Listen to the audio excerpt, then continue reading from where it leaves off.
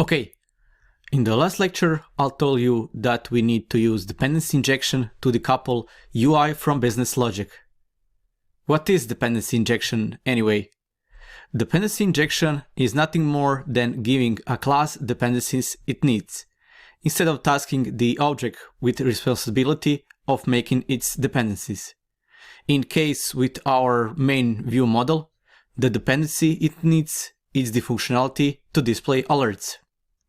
What are the benefits of dependency injection? First, decoupling. When you use dependency injection, you can define an interface which some dependency must implement, and then you can change that implementation as you wish, as long as the implemented class satisfies the interface. You can also decouple UI from the business logic, or view models, in the case of the MVVM.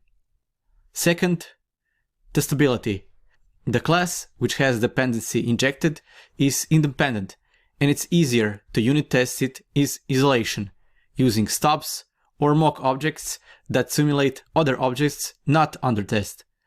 This ease of testing is often the first benefit noticed when using dependency injection. There are three main types of dependency injection. First one is constructor injection. In the constructor injection, the class gets its dependencies through constructor. Second one is property injection, and as you might guess, in this injection, the dependency is set through public property of a class. And last, method injection. In this type of injection, the class gets its dependencies through method call. From these three types, constructor injection is the most common. Okay, let's see how we can achieve decoupling and testability with dependency injection. First, decoupling. I have defined a new interface called iDialogMessage, which will represent a contract for displaying alerts and other dialog messages, if necessary. It has one method for displaying alerts. Next, we need an actual implementation of this interface. The actual implementation is this dialog message class.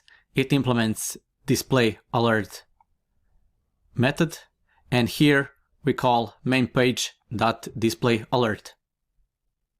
With this, we have isolated the UI part of our app from our business logic.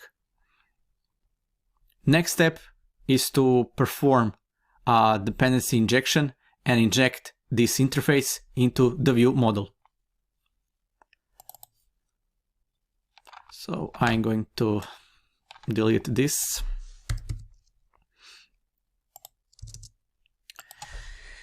I need a new field to store dialog message. This will be private iDialogMessage. And we'll use constructor injection to provide a dependency of type iDialogMessage. Right click on the main view model, quick fix, generate constructor.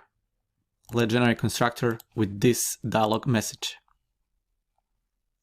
And now my implementation of show alert, I call dialog message dot display alert. Title is hello, message is hello there, and the button is OK.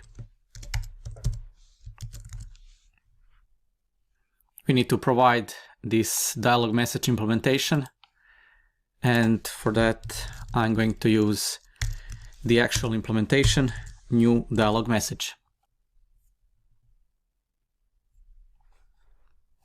Show alert, the same behavior as before, but now the UI part is decoupled from our main view model, and also we can write tests for the logic.